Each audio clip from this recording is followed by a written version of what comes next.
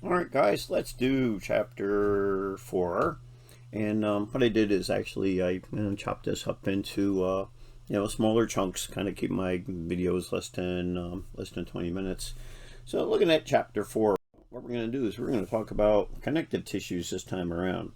Now, with the connective tissues, they're different than the epithelial tissues. Now, epithelial tissue was cell next to cell next to cell next to cell, just cells. But now with connective tissue, you got cells, but you also got fibers, and you got this stuff called the matrix.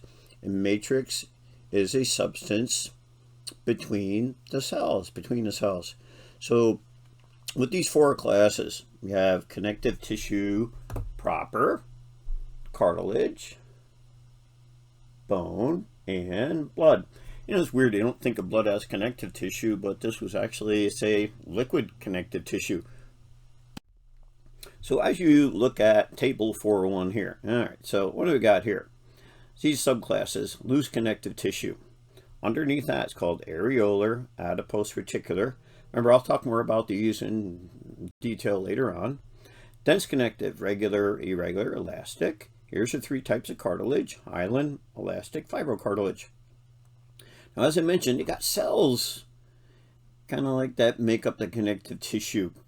And the common cells that make up the connective tissue are going to be the fibroblast. Remember, blast means a premature cell. So when a fibroblast matures, it forms a fibrocyte. What do these guys do? Well, they're in charge of making that matrix, the stuff in between the cells, so it's a gel-like substance, and also make up different fibers. Collagen, think of collagen fibers as a really strong bungee cord. Reticular, think of that as kind of like a volleyball net, right? Really strong volleyball net, like a netting. You'll see reticular fibers within lymph nodes, and then elastic fibers, obviously like a rubber band. What other cells are going to see in here? Defense cells like a macrophage, which is a type of phagocyte, kind of sloughs around eating bacterium. And then an adipocyte, you guys know what a adipocyte is? What's that? It's a fat cell. It's a fat cell. There we go. So the thing is, I don't know if you ever heard me say anatomy and physiology, the study of structure, but yet function. All right, so you got all this stuff within this connective tissue. Well, what's it do? Oh, bind stuff together, resist stress and tension, like a tendon, for instance.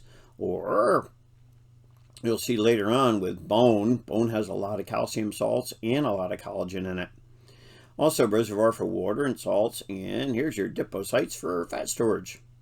With the cartilage, 3 types: hyaline, it's the most common type; elastic; fibro. Well, what do you got here for cells?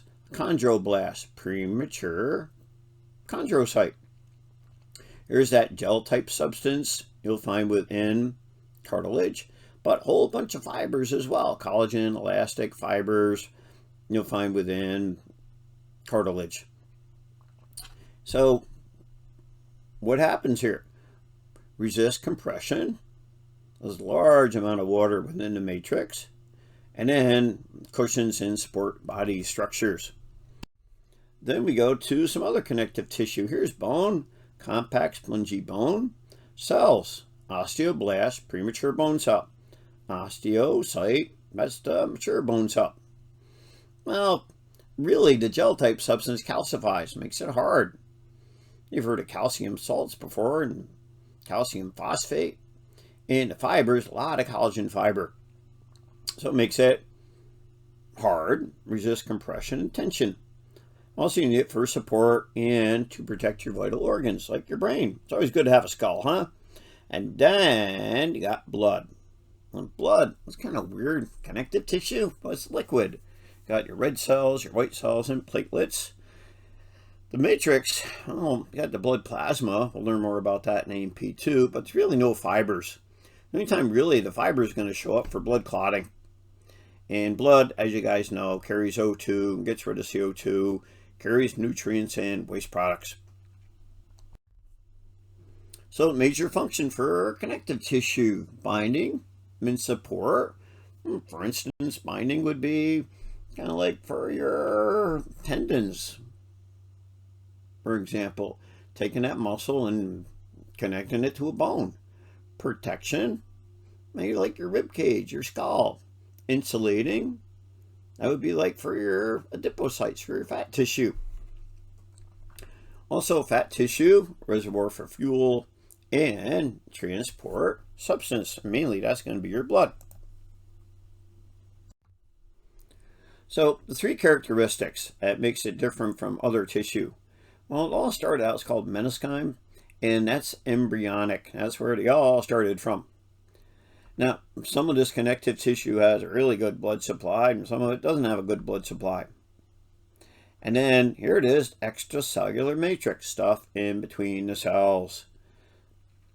So remember that epithelial, cell next to cell next to cell next to cell, where you got some cells, but stuff in between. So it's non-living extracellular matrix. Well, what's that stuff for? To bear weight, like for your bones. Withstand tension, like a tendon, or the cartilage in the body. Also endure abuse, like for instance the fibrocartilage that makes up the menisci in your knee. So with these structural elements, ground substance, the fibers I talked about, and all the cells. And it varies from connective tissue to connective tissue. So what's this ground substance? What's this stuff, this matrix in between the cells? Well, what it is, it's actually unstructured material between the cells. And what makes it up? Interstitial fluid. Also, cell adhesion proteins hold everything together. So they call the glue. And also proteoglycans. You'll get the word proteoglycan. Proteo, protein, glycan, polysaccharide. So it's protein and a polysaccharide. Have you heard of this stuff? Chondroitin sulfate and hyaluronic acid. You'll find it actually in cartilage. And there's these supplements, chondroitin complex and hyaluronic acid. Supposed to rebuild cartilage. Save your money. If it's too good to be true, it is. So don't go taking chondroitin complex. It actually works well for dogs that have osteoarthritis. But humans, save your money, guys. And these proteoglycans, they trap some water, and that affects the viscosity. What's viscosity mean? You guys know what that means? It's like thickness, So something's like has a high viscosity, it's really thick, like slushy. And a low viscosity would be watered down. The fibers, collagen, strongest, most abundant, high tensile strength. Meaning that tensile strength, it kind of will stretch a little bit, but it won't tear. So think of collagen as like a steel cable or a really strong bungee cable. Elastic fibers, stretch and recoil. You'll find elastic fibers, for instance, in elastic cartilage. Also, you're going to find that in elastic connective tissue. Reticular, think of reticular is like a volleyball net made of steel. So branch collagenous fibers. And they actually form a little network, offer a little more give. Pretty much the only place you're going to find reticular fibers is going to be your lymph nodes. The cells. Remember, blast. Well, a blast, besides a good time, is a immature cell. What do they do? Well, secrete ground substance and fibers. What's this mean right there? What's mitotically active? What's that? Come on. Anybody? Bueller? Anyone? Come on. You in the back. Divide a lot. Actively dividing. Fibroblast. Well, that's connective tissue proper. Premature fibrocyte.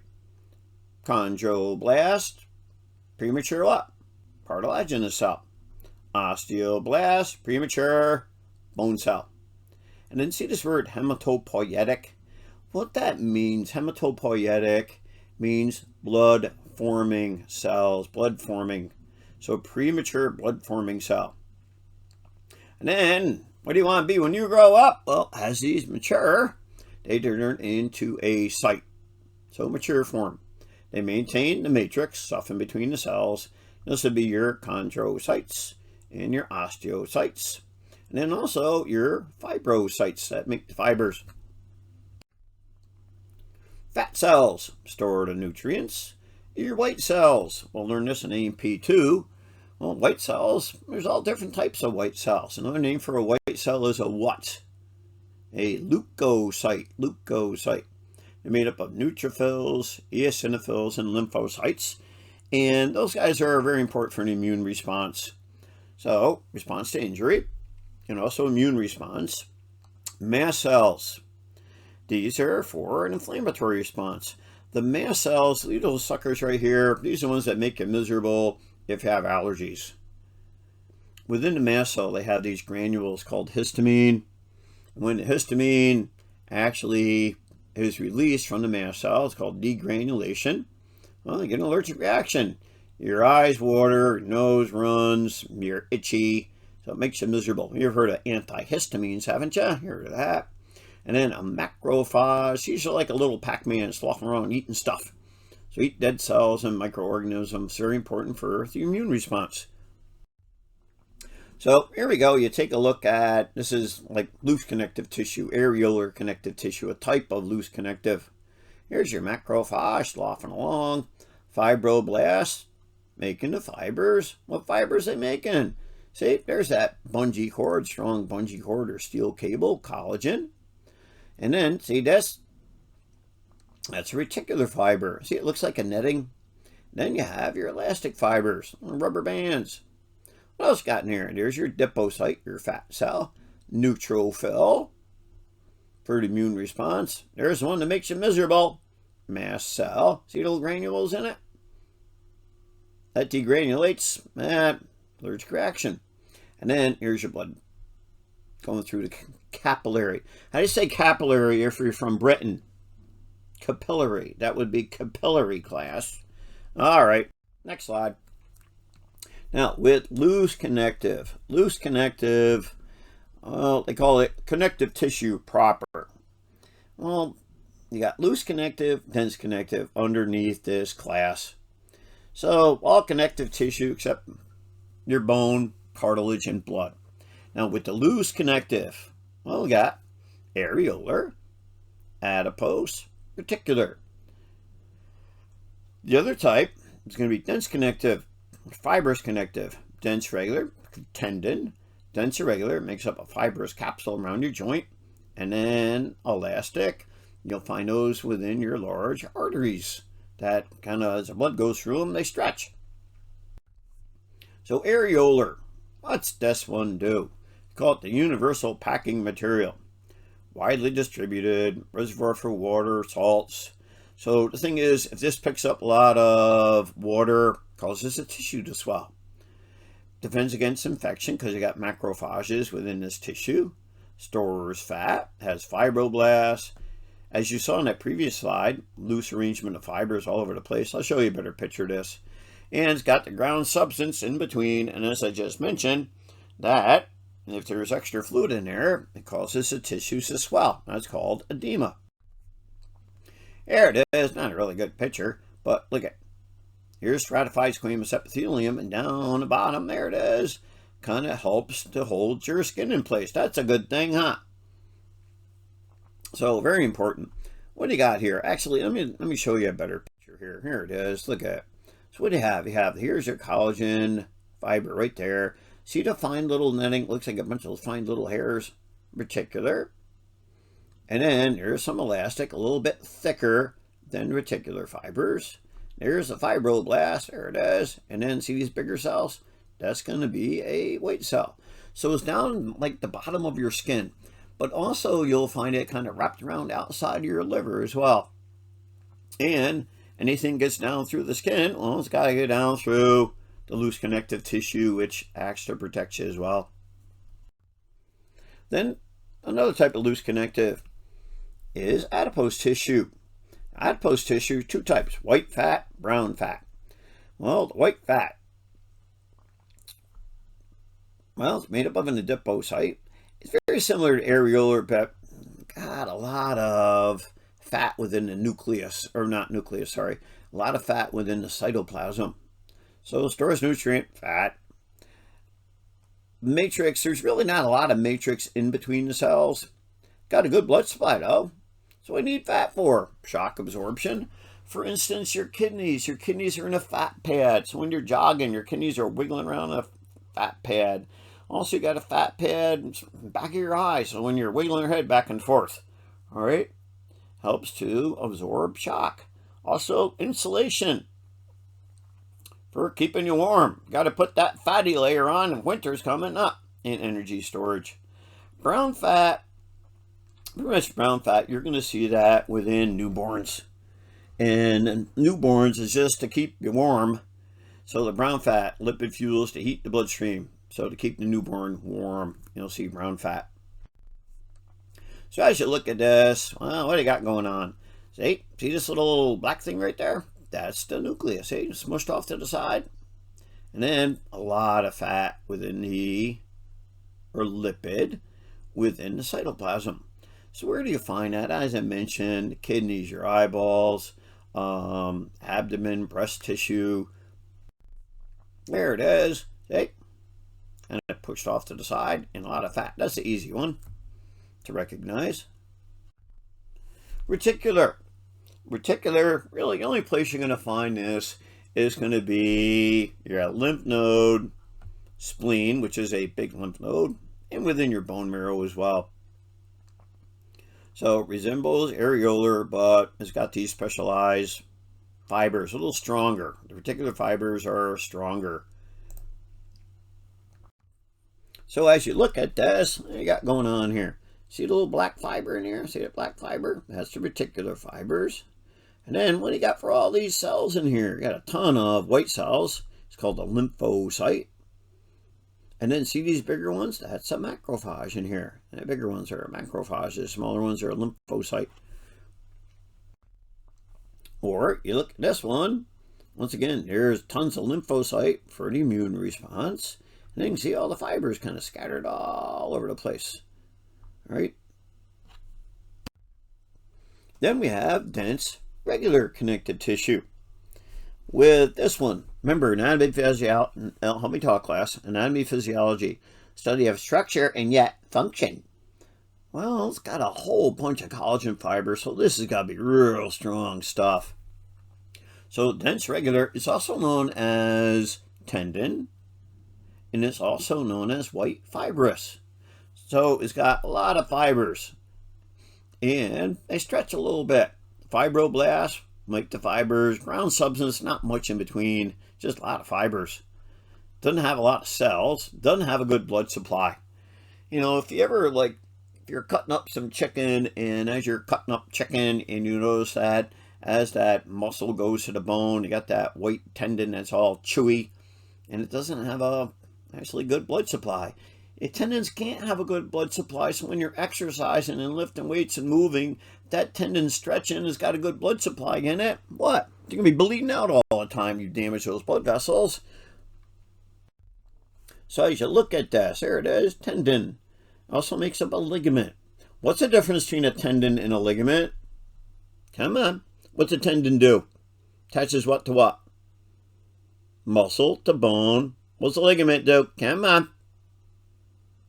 Bone to bone, bone to bone. There you go. So look at this, ton of collagen fibers, but you can see there's a few fibroblasts in between, these little dark speckles in between. Or you look at this one. See how they're wavy? So they stretch a little bit, not much. And there is your fibroblast right there. So ton of collagen on that particular tissue. Then you have dense irregular. Now, dense irregular, well, the collagen's thicker but irregularly ranged and resist tension in all different directions. Where do you find that? Within the dermis or your skin. Also, it makes up joint capsules, like around your shoulder, for instance. And it does cover some organs as well. There it is. You see the collagen fibers, they're all over the place. They're not in a straight line anymore. So it makes up a joint capsule, like going around your shoulder. But also, you'll find it, within the submucosa of your digestive tract. So within the GI tract, so as you're moving food through your GI tract, it stretches just a little bit and pushes the food through the GI tract. It's called peristalsis. We'll get to that later on. Don't worry about that. But it makes up like a joint capsule.